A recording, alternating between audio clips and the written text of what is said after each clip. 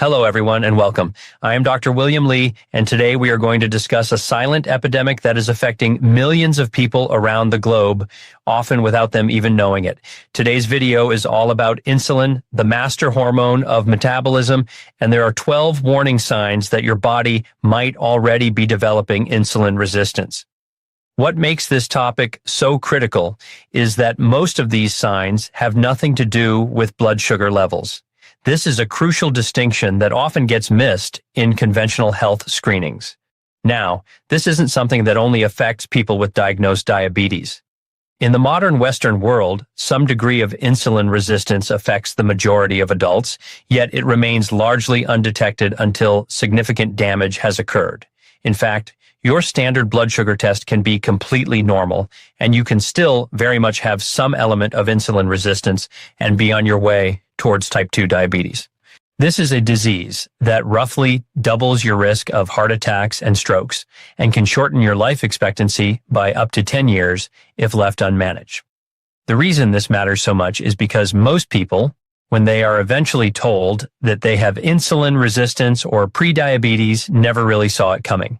It is not because the warning signs weren't there. It is because nobody ever told them what to look out for.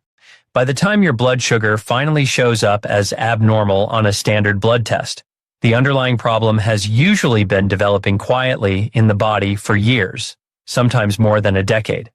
This isn't a switch that suddenly flips on the day a diagnosis appears in your medical record. It is a spectrum, and all of us are on this spectrum somewhere. As insulin resistance gradually worsens, it starts to affect your blood vessels, your liver, your brain, your kidneys, and your metabolism long before anyone calls it diabetes. In other words, what I am trying to say is that the damage doesn't start when the diagnosis happens. The diagnosis is simply the point where modern medicine finally notices the overflow. This is the point where we start getting involved, which clearly isn't good enough for optimal health. We need to be proactive, not reactive. So today, I am going to walk you through 12 signs that your body might already be showing. These are signs that often appear long before your blood sugar ever rises. I will be referencing insights from leading metabolic researchers, including work from Harvard Medical School, the Mayo Clinic, and renowned physicians like Dr. Jason Fung and Dr. Mark Hyman, to ensure that the information you are receiving is grounded in rigorous science. If you stay until the end, I will tell you about specific blood tests that you can discuss with your healthcare provider that can give you a much clearer picture of what is actually happening with your metabolism, often years before problems show up on a standard blood test that your doctor would normally do. This knowledge is power, and understanding your body's signals is the first step toward reclaiming your health. Before we get into the 12 signs, we just need to quickly explain what insulin resistance actually is at a physiological level. Now, if you have heard this a million times before, then feel free to mentally skip over this step, but understanding the mechanism is key to understanding the symptoms. When you eat, your blood sugar rises, which is normal, and your pancreas releases a hormone called insulin. Now, insulin's job is to essentially act like a key. It unlocks your cells so that glucose can get in and be used for energy. That is the normal process. Specifically, insulin binds to receptors on the surface of your cells, triggering a cascade that moves GLUT4 transporters to the cell membrane, allowing glucose to enter. Now, when you have been eating in a way that keeps insulin constantly elevated, so lots of processed food, lots of sugar, lots of refined carbohydrates, barely any exercise, barely any fiber, over time, your cells start to become a bit deaf to that signal. They stop responding properly. This is the definition of resistance. So your body goes, okay, fine, and it just pumps out even more insulin to compensate. This is called hyperinsulinemia. And for a while, it works. Your blood sugar stays normal because of that extra insulin. Everything looks fine on paper because insulin is still just about doing its job, albeit under extreme stress. But this is the really important part. So for years or even decades, sometimes someone can be becoming progressively more insulin resistant and their blood glucose will look completely normal because insulin is compensating. It is working overtime.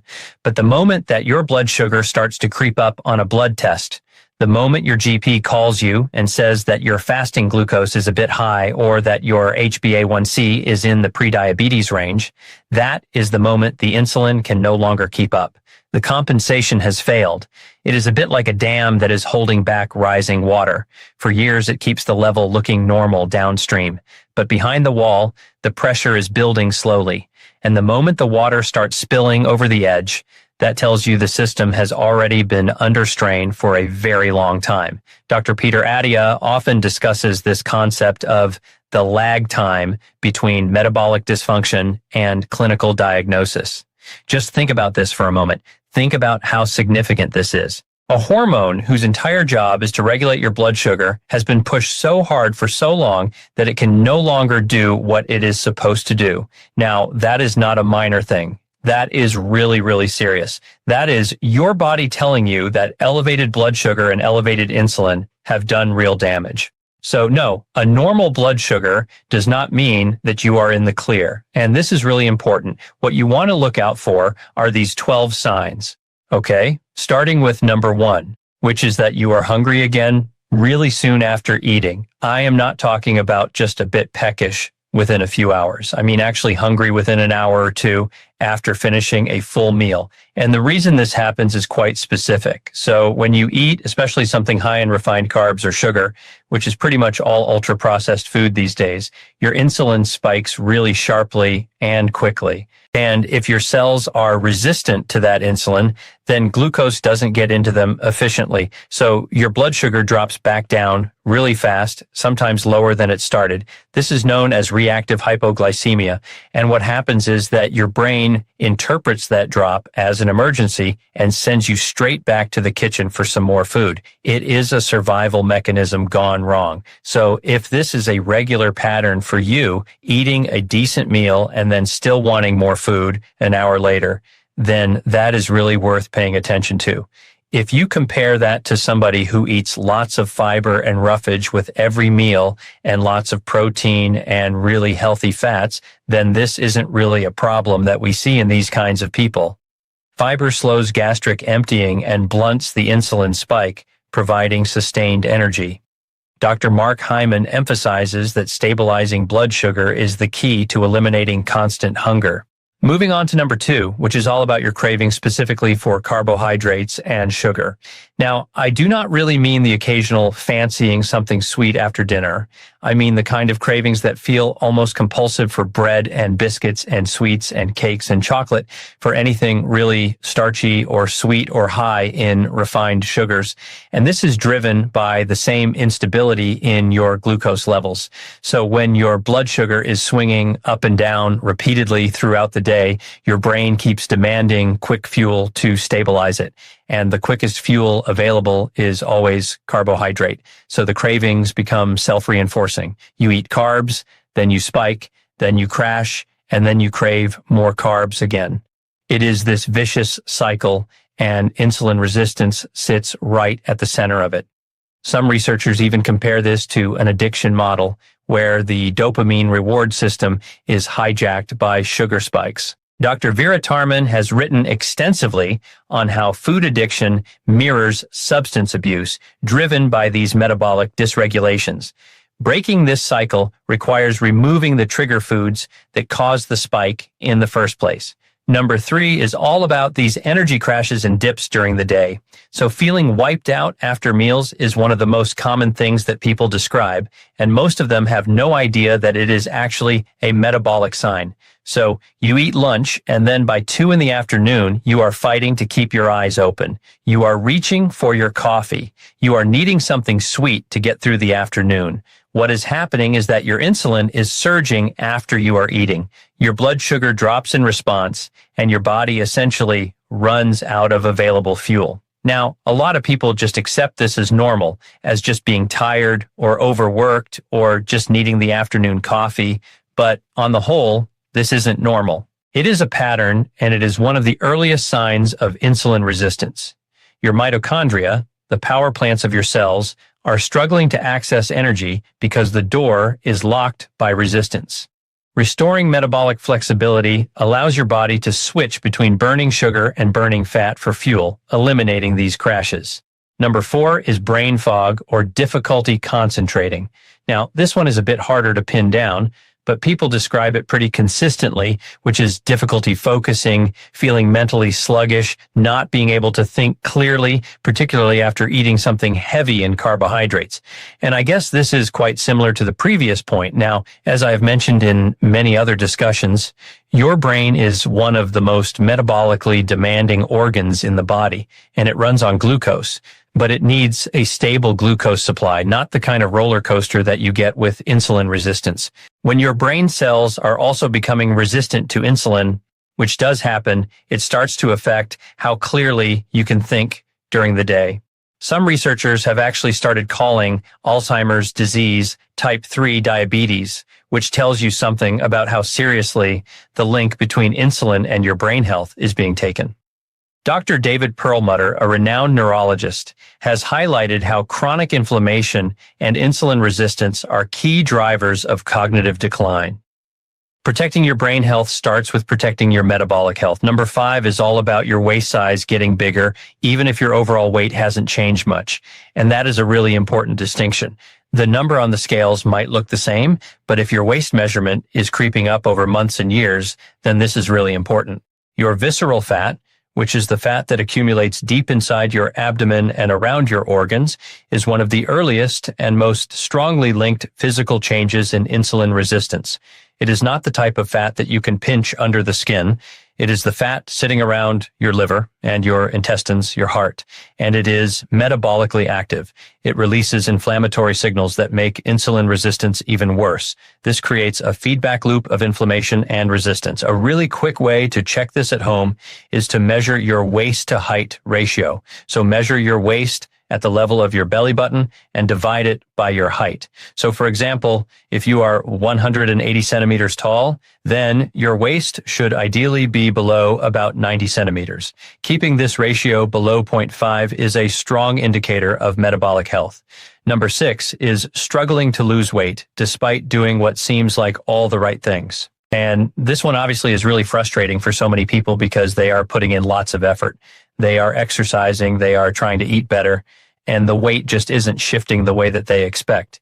And there is a really good physiological reason for that. So insulin fundamentally is a fat storage hormone. When insulin levels are chronically elevated, your body is more inclined to store energy after meals and less inclined to release fat from storage between meals, if that makes sense. You cannot burn fat when insulin is high. It is biochemically impossible. Now, that doesn't make weight loss impossible. It absolutely can happen, but it can make the process a lot harder.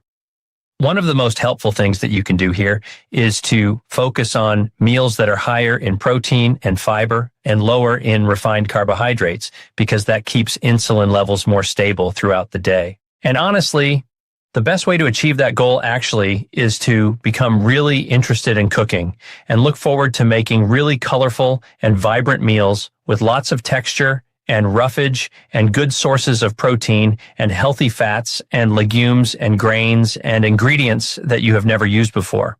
It is worth spending some time, exploring these dietary patterns that we know are consistently linked with better metabolic health. Things like the Mediterranean style diet. In fact, a really simple step that you could do this week is to treat yourself to a recipe book that focuses on fiber-rich, protein-rich cooking and start experimenting in the kitchen. Small changes in composition lead to large changes in hormones.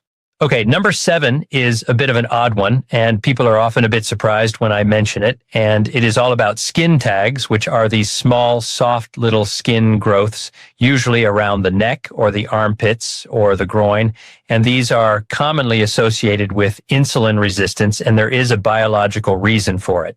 So insulin at high levels acts as a growth factor. It stimulates cell proliferation. Basically telling cells to grow and divide in the skin. This can show up as these small benign growths, benign meaning non-cancerous.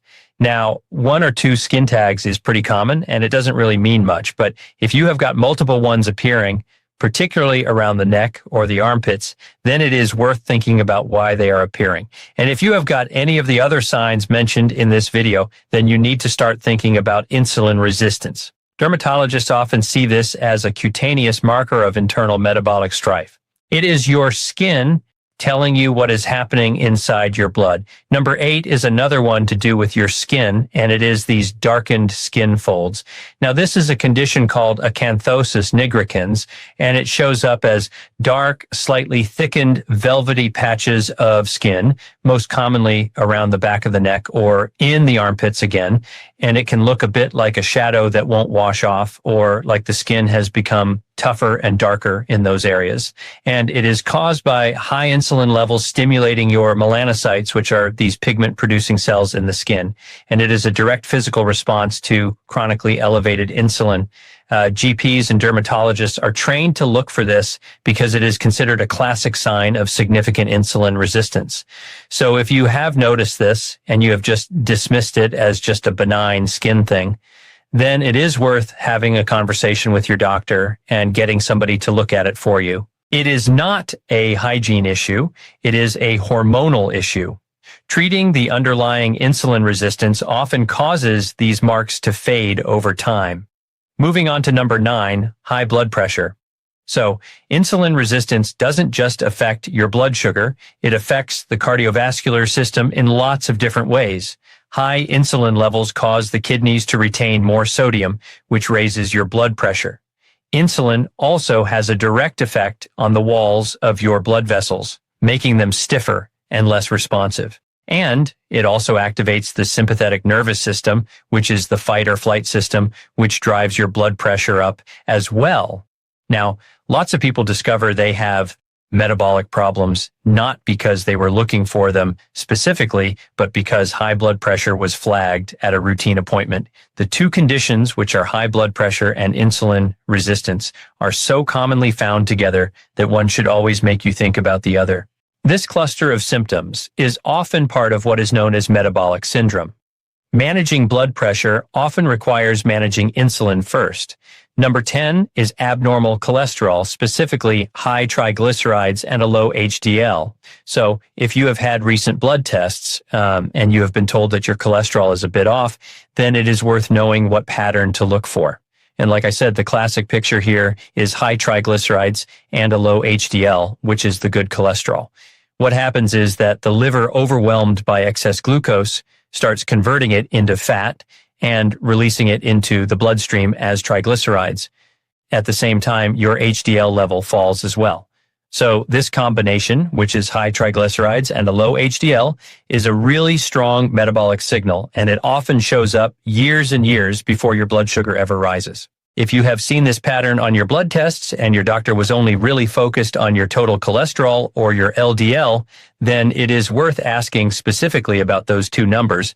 And if you have had blood tests and you have never seen your results yourself, then request a copy from your doctor so you can go through them and really understand what each one means. Dr. Thomas Dayspring, a lipid expert, often notes that this ratio is a better predictor of heart disease than LDL alone in the context of insulin resistance. At this point in number 11, we are getting a bit more obvious and a bit more serious now. So this one is prediabetes, or rising blood sugar on a test. This is the point at which insulin resistance starts to show up on a standard test. An HbA1c that has crept up into the prediabetes range, or a fasting glucose that is slightly elevated. And as I explained at the start, this is when the compensation has finally started to fail. This is when the dam is beginning to overflow. The underlying problem has been building for years and years. But, and this is the important point, prediabetes is also one of the most reversible points on this spectrum. Once you are into full type 2 diabetes, yes, you can still make some changes, but the earlier that you act, the better. Prediabetes shouldn't be treated as a minor finding or a near miss. It is a clear signal that significant things are happening. The CDC estimates that millions have prediabetes and most do not know it. This is your warning shot. Take it seriously. And finally, number 12, which is fatty liver disease. Now, this one is obviously one of the more serious consequences on this list, and it is becoming increasingly common largely because insulin resistance is becoming more common as well. So, when your cells are resistant to insulin, and they can't take up glucose properly, the liver ends up having to deal with the overflow of that, and it converts the excess glucose into fat, as I mentioned earlier, and it stores it within its own cells. And over time, fat accumulates in those liver cells, which is a condition known as non-alcoholic fatty liver disease. And that can actually progress into inflammation and then scarring, and then in some cases to cirrhosis or even liver failure. And yes, people can die from this. Now, the most alarming thing is that most people with fatty liver disease have absolutely no symptoms, and they have no clue this is happening. It is often only picked up incidentally on an ultrasound done for something entirely different, like pain in another part of the tummy, or through mildly raised liver enzymes on a routine blood test. So if you have ever been told that your liver enzymes are slightly raised but nothing to worry about, we will recheck them in a year's time, then this is why this matters. Your liver is the chemical factory of your body. If it is fatty, your metabolism is compromised. Now, after all of that, the really encouraging thing about insulin resistance is that it is one of the most reversible metabolic problems that we see in medicine. You do not have to overhaul your entire life overnight to start moving things in the right direction. Just 2 changes alone can make an absolutely massive difference. The first one is increasing the amount of fiber and protein in your meals. We know that fiber slows down the absorption of glucose from your gut, and protein stimulates your satiety hormones that keep you fuller for longer. So together, they blunt that big glucose and insulin spike that drives this whole process in the first place.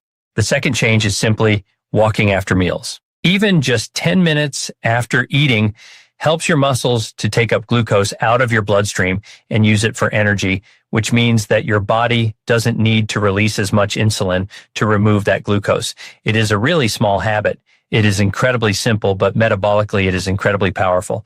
Those 2 things alone, so more fiber and protein and a short walk after eating, can significantly stabilize your blood sugar and start improving insulin sensitivity over time. Research from Stanford University has shown that post-meal walking significantly reduces glucose spikes.